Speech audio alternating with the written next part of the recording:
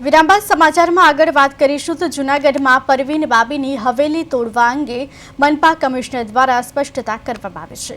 Junagadh municipal corporation દ્વારા પરવીન બાબીની હવેલી તોડવાની કામગીરી કરવામાં આવી નથી। કમિશનરે જણાવ્યું કે જે જગ્યાની મિલકત તોડવામાં આવી રહી છે તે મહાનગરપાલિકા હસ્તકની નથી। આ કામગીરી કોના દ્વારા કરવામાં આવી રહી છે તે અલગ તપાસનો વિષય છે। મનપા કે તેનો કોઈ પણ એજન્સી દ્વારા આ પ્રકારની કોઈ પણ કામગીરી હાથ ધરવામાં આવી નથી તેવું મનપા કમિશનર દ્વારા જણાવવામાં આવ્યું।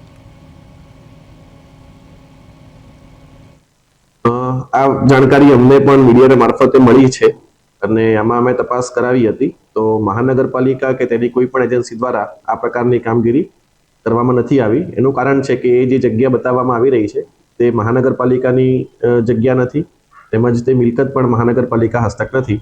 તેથી મહાનગરપાલિકા દ્વારા આ કાર્યવાહી નથી કરવામાં આવી।